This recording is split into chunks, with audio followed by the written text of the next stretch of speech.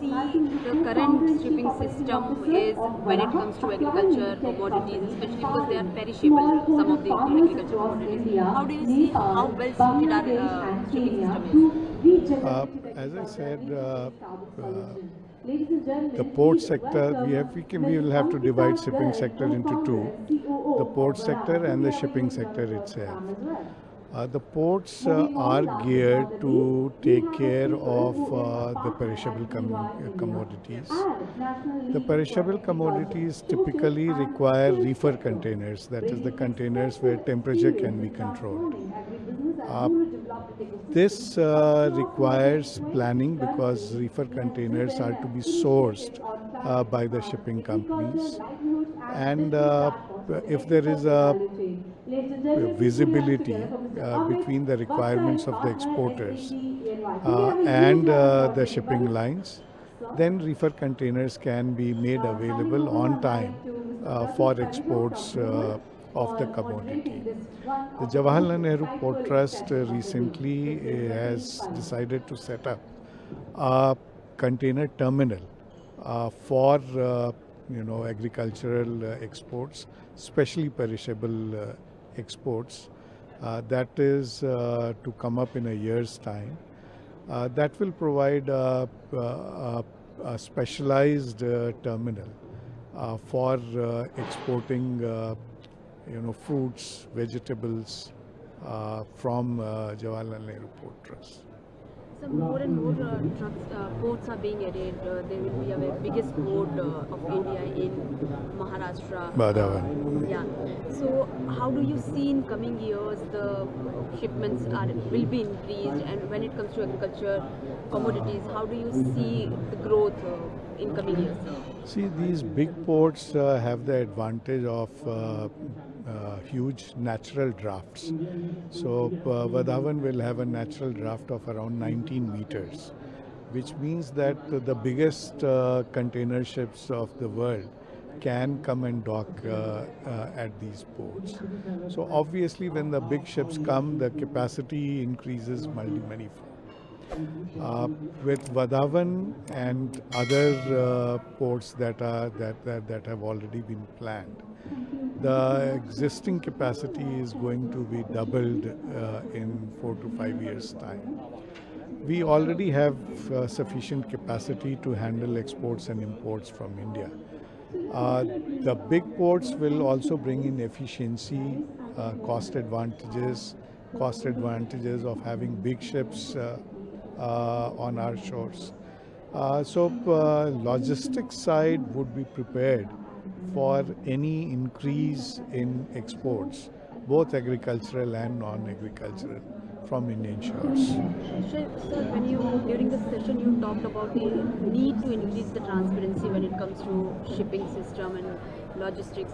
Sir, how can we increase the transparency? What needs to be done when it comes to transparency? So when you plan your exports well in advance, you indicate the requirements, export requirements in future to the shipping lines. And when that is done on mass basis, cumulatively through an organization or an association, then the exporters know how much is to be exported at what time, what place, and the shipping lines also know as to how many containers would be required to carry this export, or how many cargo ships would be needed to carry this kind of export. This kind of transparency helps shipping companies, ports, and the shipping lines exporters to plan their affairs in a better manner. Otherwise, there is a possibility of everyone demanding containers at the same time, and shipping lines being unable to provide that kind of containers or ships at the time needed. There is enough number of ships available around the world. Only thing is to plan our affairs in such a way that our exports go in time. There is minimum turnaround time for exports, and there is minimum wastage in terms of both exports and imports. Sir, during your intervention during this session, you also mentioned about the developments of inland ports, waterways. How do you see this will help when it comes to agriculture, sir? Farmers, how it is going to help? I think it will be a boon for the agriculture sector because both the Ganges belt and the Brahmaputra belt are mostly agricultural, where the land size is shrinking, land holding of the farmers are shrinking gradually. These farmers may not be in a position to charter a whole ship for their exports, but they would have enough surplus to export in containers. Uh, Inland waterways can provide small vessels where these small, cargo holders can charter either a container or a small vessel and ferry it to the nearest port from where these goods can be exported. As of now, these states do not have access to exports. Inland waterways can provide that channel for the small farmers to also look for exports as a market.